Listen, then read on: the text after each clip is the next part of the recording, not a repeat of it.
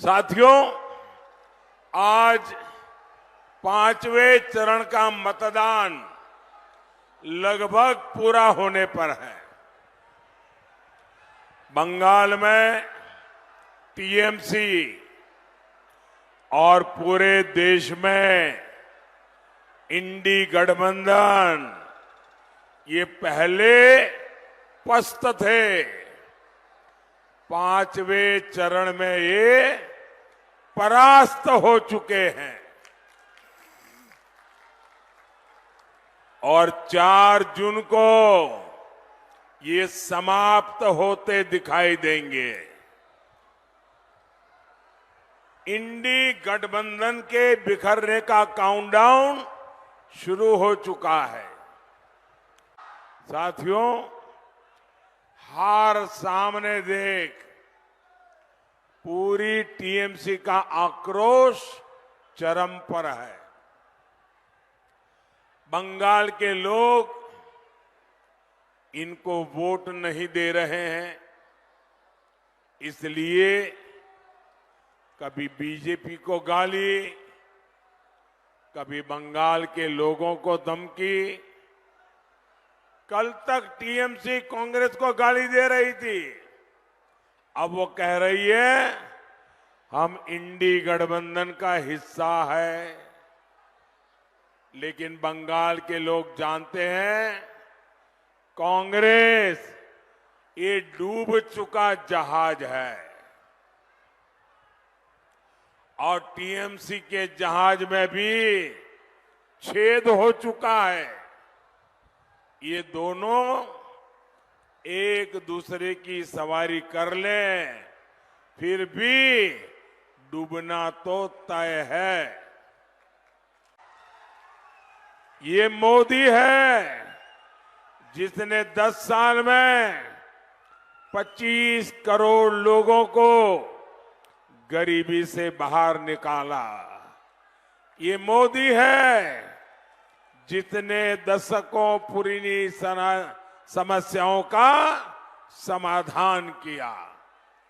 कश्मीर से आर्टिकल 370 हटा, कश्मीर में आतंकवाद अब अपनी आखिरी सांस ले रहा है। पाकिस्तान को मुंह तोड़ जवाब मिला, नक्सलवाद की कमर टूटी, भ्रष्टाचार पर लगाम लगी। कितना कुछ हुआ। गरीब के इस बेटे ने गरीब के हर सुख दुख की चिंता की। गरीबों को बिना कट, बिना कमीशन के पैसा सीधे उनके बैंक अकाउंट में मिलने लगे। टीएमसी ने बंगाल में हर नौकरी का रेट कार्ड लगा रखा है। पैसा दो, नौकरी लो। हमारे स्कूल, शिक्षा के मंदिर, इन लोगों ने उनको भी नहीं छोड़ा। टीएमसी के मंत्रियों ने खुलेआम नौकरियों की नीलामी की, नौकरियां बेची। इन्होंने हमारी नई पीढ़ी का भविष्य दांव पर लगा दिया। आप जानते हैं ना, ये सारे घोटाले किसके संरक्षण में हो रहे हैं? कौन भ्रष्टाचारियों के आरोपियों को बचाने में लगा है? कौन सीबीआई को काम नहीं करने दे रहा? साथियों, टीएमसी से बंगाल के लोगों को भी खतरा है। बंगाल की पहचान को भी खतरा है। आज पूरा देश बंगाल की स्थितियों को लेकर बहुत चिंतित है। बंगाल में आए दिन हिंसा होती है, बीजेपी कार्यकर्ताओं की हत्याएं होती है। झारग्राम में भी बीजेपी के कार्यकर्ताओं की हत्या हुई है। बंगाल में दंगे आम बात हो गई है। आदिवासी भाई बहनों की पहचान खत्म करने के प्रयास हो रहे हैं, लेकिन टीएमसी को किसकी चिंता है? टीएमसी को अपने वोट बैंक की चिंता है। ये लोग घुसपैठियों को बुला बुलाकर बसा रहे हैं। सीमावर्ती इलाकों में बंगाल के लोगों की आबादी घट रही है। आप मुझे बताइए, घुसपैठिए हमारे देश में आते हैं, एक किसकी जमीन पे कब्जा करते हैं? हमारे दलित, हमारा पिछड़ा, हमारे आदिवासियों की जमीन पर एक कब्जा करते हैं।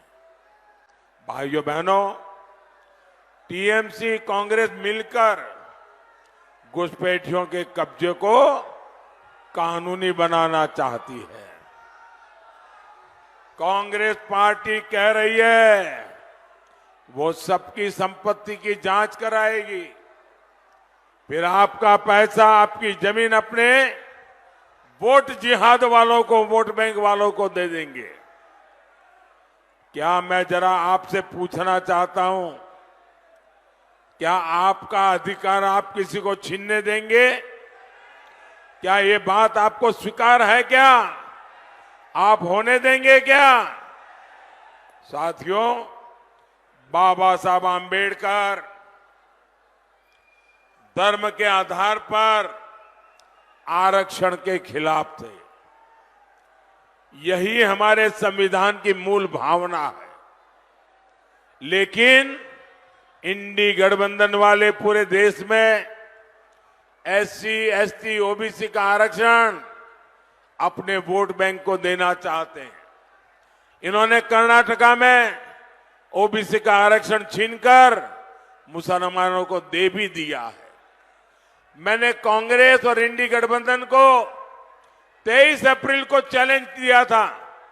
मैंने कहा था कांग्रेस पार्टी लिख करके दे कि वे कभी भी एससी, एसटी, ओबीसी का आरक्षण नहीं छीनेगी और यह आरक्षण मुसलमानों को नहीं देगी।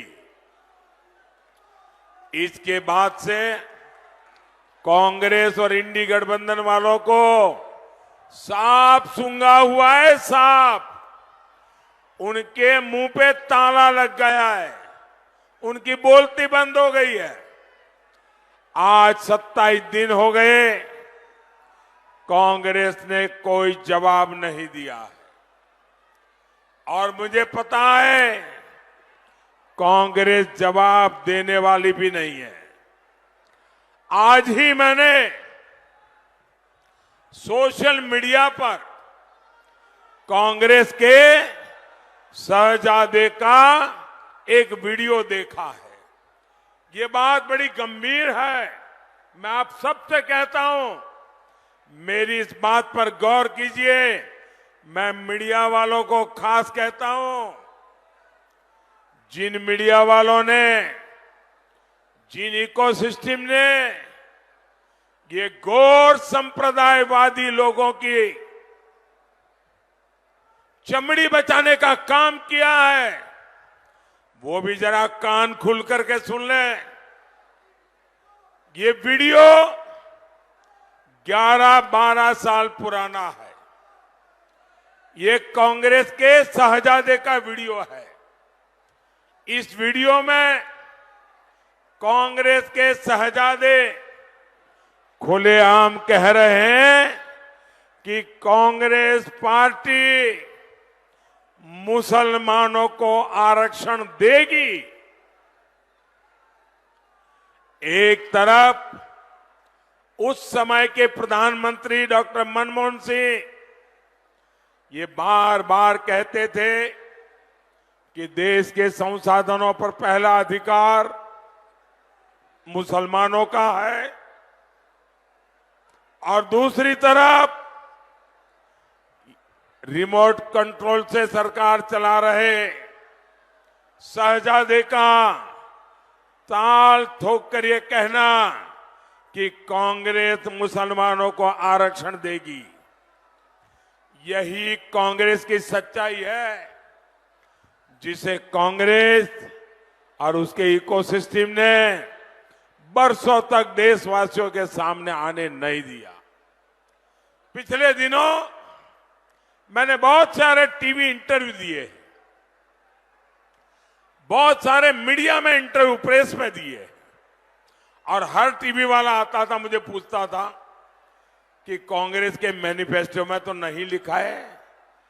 आज मैं बहुत बड़ा सबूत पेश कर रहा हूं, शाहजादा खुद बोल रहे हैं कि वो मुसलमानों को आरक्षण देंगे।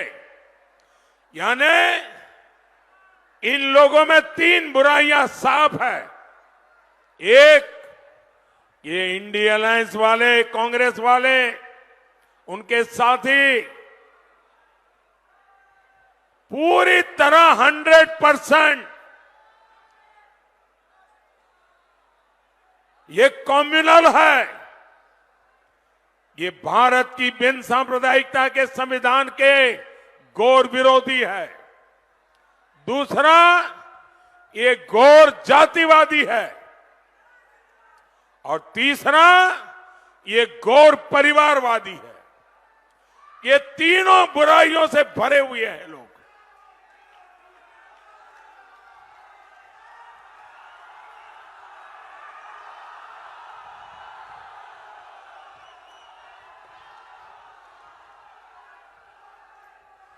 और मैं देश के मीडिया जगत को चुनौती देता हूं, बहुत बचाया इन लोगों को। जिन इकोसिस्टम ने इन लोगों की रक्षा की है वो जरा कान खोल के सुन ले। आपने देश के संविधान के अपमान को देखा लेकिन आंखें बंद कर ली। ये कम्युनल लोग, जातिवादी लोग, परिवारवादी लोग मोदी का हिसाब मांग रहे।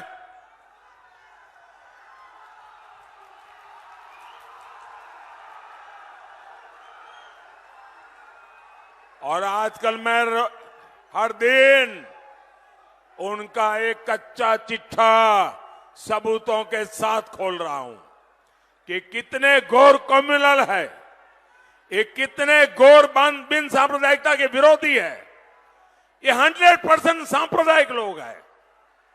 कांग्रेस मुसलमानों को आरक्षण देगी और वो भी SC, ST, OBC का आरक्षण छीन करके लूट लेंगे आपका अधिकार।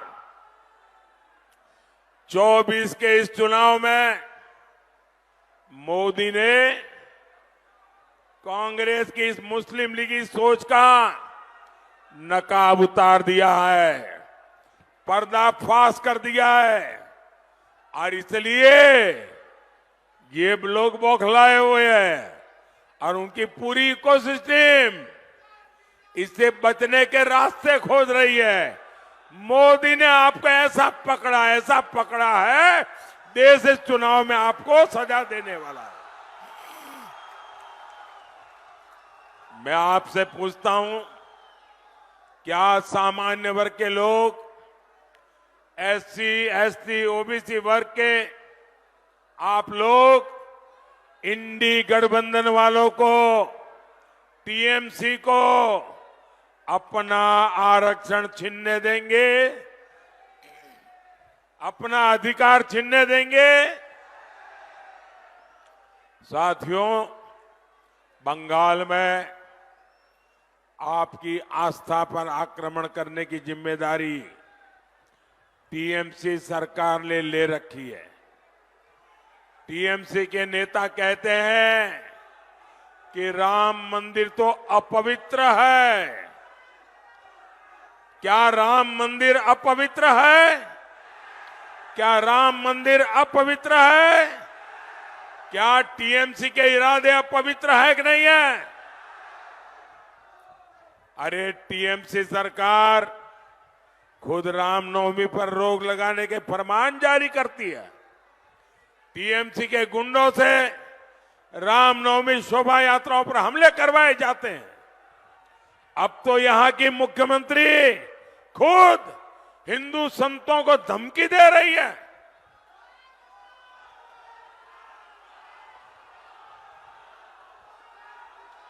रामकृष्ण मिशन, इस्कॉन, भारत सेवाश्रम संघ, ये हमारे बंगाल की आध्यात्मिक पहचान है। यहां की सीएम मंच पर से इन महान संस्थाओं को धमका रही है और इस धमकी ने टीएमसी के गुंडों का हौसला भी बढ़ा दिया है। पता चला है कि जलपाईगुड़ी में रामकृष्ण मिशन के आश्रम में कल रात को तोड़फोड़ की गई है। आश्रम में काम करने वाले कर्मचारियों के साथ मारपीट की गई है, उनको धमकी दी गई है। ये बंगाल को अब किस तरह ले जा रही है टीएमसी सरकार? कभी बंगाल में रामकृष्ण मिशन को धमकियां मिलेगी, आश्रम में तोड़फोड़ होगी। क्या किसी देशवासी ने कभी सोचा था? लेकिन अपने वोट बैंक को खुश करने के लिए टीएमसी सरकार हद पार कर रही है। रामकृष्ण मिशन का अपमान, हमारे संतों का यह अपमान बंगाल कभी भी सहन नहीं करेगा।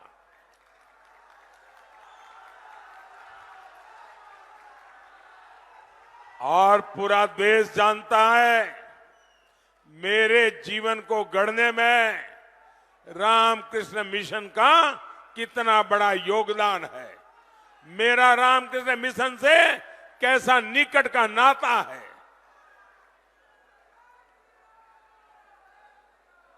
प्रधानमंत्री होने के बाद भी जब भी अवसर मिला, अगर रात्रि को रुकना था तो रामकृष्ण मिशन के सन्यासियों के साथ जाकर के रुकता हूं।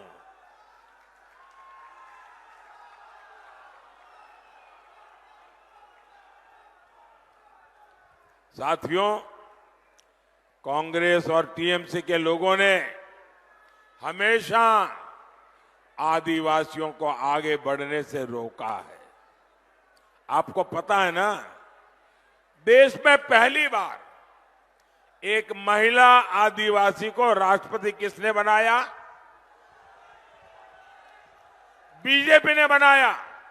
लेकिन आदिवासी महिलाओं को चुनाव हराने के लिए कौन कौन पार्टियां इकट्ठा हुई थी?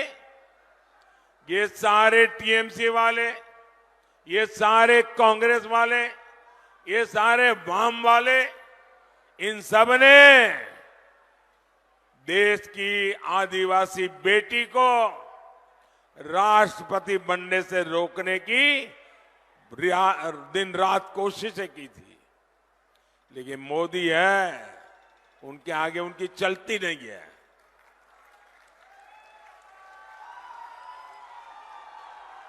टीएमसी ने अपनी पार्टी के नेता को उनके खिलाफ उतारा था। आप मुझे बताइए, जो लोग आदिवासी महिला को राष्ट्रपति नहीं बनने देना चाहते, उन्हें आप लोगों के पास आकर के वोट मांगने का अधिकार है क्या?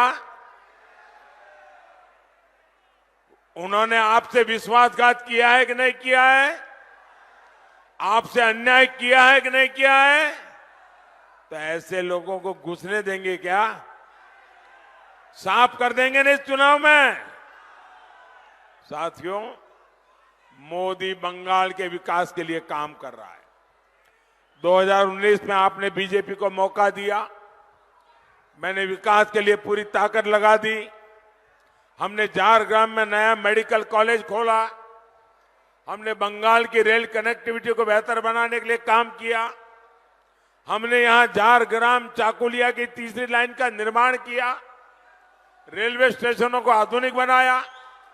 हमारा झारग्राम स्टेशन भी अमृत स्टेशन बन रहा है। लेकिन साथियों, जहां कानून व्यवस्था तबाह होती है वहां निवेश पर भी असर पड़ता है और उद्योगों का विकास भी नहीं होता है। हमारा मेदिनीपुर और तामलुक उद्योग की संभावनाओं से भरा हुआ है। वहां पेट्रोकेमिकल इंडस्ट्री की अपनी पहचान रही है। लेकिन इतने साल से टीएमसी बंगाल में काबिज है। टीएमसी सरकार ने आके उद्योगों को आगे नहीं बढ़ने दिया। और सिर्फ तामलुक की ही बात नहीं है, ये पूरे बंगाल का दुर्भाग्य है। साथियों, आपका एक वोट टीएमसी के पूरे सिंडिकेट पर भारी पड़ेगा। इस बार पार्टी ने तामलुक से जस्टिस अभिजीत गंगोपाध्याय जी और कांथी से सोमेंदु अधिकारी जी को जिम्मेदारी दी है। आप झारग्राम से मेरे साथी डॉक्टर प्रणव टुडू को भी भारी वोटों से जिताए। तामलुक में और झारग्राम में आपका दिया हुआ हर वोट सीधा मोदी के खाते में जमा होगा।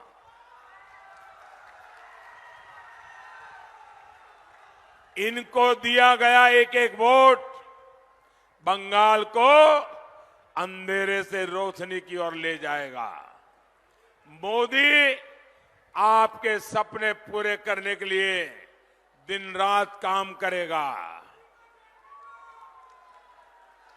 आप मेरा एक काम करेंगे, आप मेरा एक काम करेंगे, जरा दोनों हाथ ऊपर करके बताइए, मेरा काम करेंगे। आप गांव-गांव ज्यादा से ज्यादा परिवार में जाना और हर परिवार में जाकर के कहना कि अपने मोदी जी आए थे और मोदी जी ने आपको प्रणाम कहा है।